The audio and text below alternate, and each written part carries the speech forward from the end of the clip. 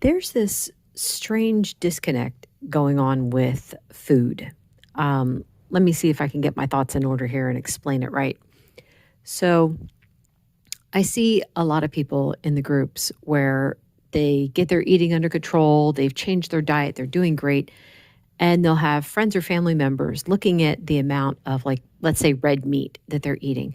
And they're like, oh, that red meat's going to kill you. And these people are confused because they're like, well, when I was eating cake and ice cream and chips, you never said to me that those foods were going to kill me. But now you're worried that red meat is going to kill me.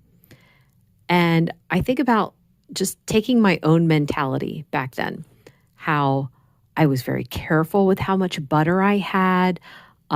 We only ate meat like, maybe 3, 4 times a week. We were careful about that. I tried to get vegetables in with the meals and stuff. There was plenty of fruit in the house. And those things I was always careful about. But I had like no self-control when it came to chocolate and cake and stuff like that. I would still try to make it fit into my calorie count. But I was careful with the foods that would have been good for me, but not careful with the other foods. Now, I never thought that donuts were good for me. I knew that they weren't. But at the same time, it's like I didn't have the same trepidation eating donuts as I did butter. So I look at that kind of disconnect, and it's funny now. There was, yeah, I don't know. It's interesting looking back.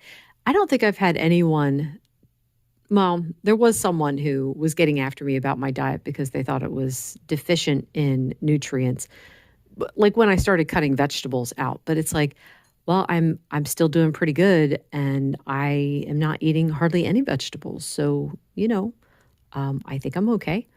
But anyway, that's it for today. Thank you so much for listening. Bye.